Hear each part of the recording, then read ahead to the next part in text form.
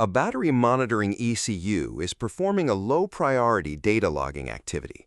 At almost the same moment, an analog-to-digital converter finishes measuring battery voltage, a network message arrives, and a periodic timer expires. Only one processor core is available. Which software runs first? The answer requires three separate concepts: interrupts, tasks, and scheduling. An interrupt is a hardware-supported mechanism that informs the processor that an event requires attention. Possible sources include a timer, an analog-to-digital converter, a communication controller, an input pin, or a detected hardware fault. Without interrupts, software could repeatedly check every peripheral to ask whether something had happened. That technique is called polling. Polling can be useful in some designs, but frequent polling can consume processing time and may still respond too slowly if the checks are not performed often enough. When an enabled interrupt request is accepted, the processor temporarily changes its normal execution flow and begins an interrupt service routine, or ISR. The exact context saving and entry mechanism depends on the processor architecture. An ISR should normally perform only the immediate work required by the design. It may identify the event, capture time-critical information, clear or acknowledge the interrupt source, and notify software that further processing is required. Long calculations, complex state machines, slow memory operations, and lengthy communication processing are usually better performed outside the interrupt context. Keeping an ISR short reduces the time for which other interrupts and normal software may be delayed. Return to the battery monitoring ECU. When the analog-to-digital converter finishes a voltage conversion, its interrupt routine can copy the completed sample into a protected buffer, acknowledge the conversion complete event, and make a battery protection task ready. The interrupt routine does not need to calculate the complete battery state, prepare every communication message, and store a long history before returning. A task is an operating system-managed execution context. It contains software work that can become eligible to run according to configured activations, events, and priorities. In the basic AUTOSAR operating system state model, a task can be suspended, ready, or running. Suspended means that no active instance is currently eligible. Ready means that the task has work to perform but is waiting for processor time. Running means that the processor is executing that task. An extended task can also enter a waiting state while it waits for a configured event. When the awaited event is set, the task becomes ready again. A basic task does not wait for operating system events in the same way. A task becoming ready does not mean that it immediately receives the processor. The scheduler decides which eligible task runs. The scheduler is an operating system mechanism that selects the next execution context according to the configured scheduling policy. In a fixed priority preemptive system, the highest priority ready task is normally selected.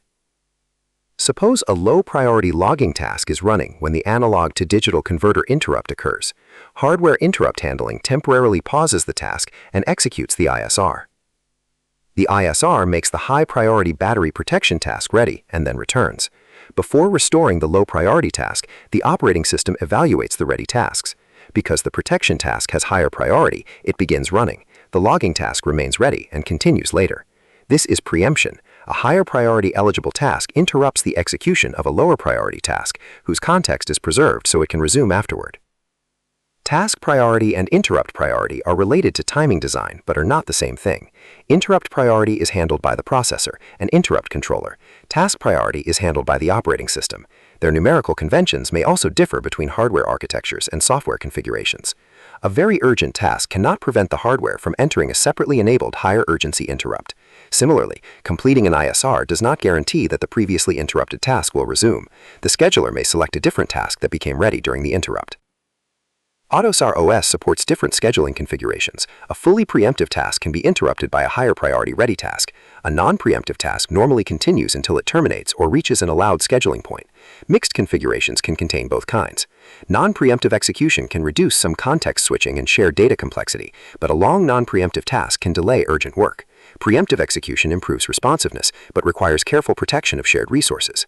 Priority assignment must therefore come from timing analysis. A task should not receive the highest priority merely because its function sounds important. Engineers consider deadlines, activation patterns, execution times, blocking, and interference.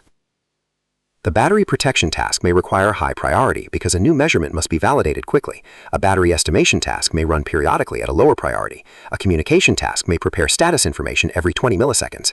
A history logging task may run only when more urgent work is absent. If the highest priority task is permanently ready and never blocks, waits, or terminates, lower priority tasks may receive no processing time. This is starvation. Priority design must ensure that every required activity receives sufficient execution opportunity. Tasks also share data and hardware resources. Imagine that the low-priority logging task has locked a shared communication buffer. The high-priority protection task becomes ready and needs the same buffer, but it cannot proceed until the low-priority task releases it. A medium-priority task that does not need the buffer could then preempt the low-priority task, delaying the release even longer. This is the classic priority inversion problem. Real-time operating systems use controlled resource mechanisms to limit this behavior. AUTOSAR OS resources use configured priority management rules, so shared access can be bounded more predictably. Critical sections must still remain short, and developers must avoid locking resources in inconsistent orders. Interrupt disabling is another form of blocking. Disabling interrupts can protect very short hardware-sensitive operations, but leaving interrupts disabled for too long increases interrupt latency and may violate timing requirements. The activation source also matters.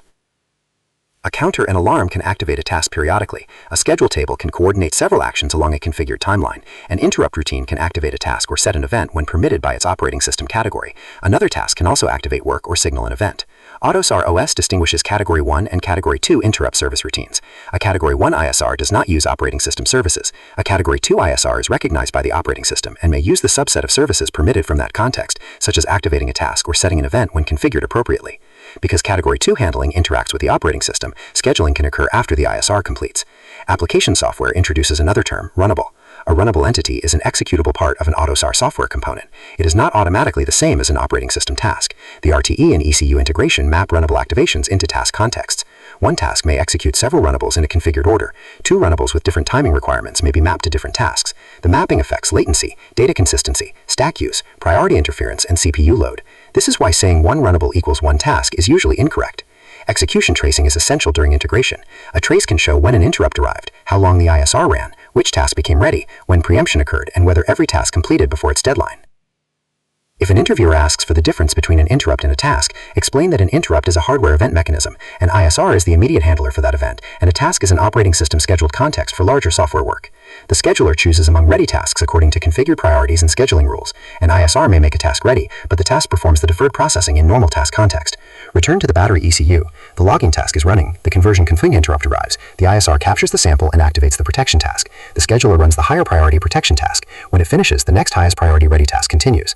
The result is not random multitasking. It is a configured sequence designed to satisfy timing requirements while sharing one processor. Subscribe to continue building this execution model into a complete job-focused understanding of AUTOSAR. The next lesson introduces basic diagnostic concepts and explains how an ECU detects, stores, and communicates information about faults.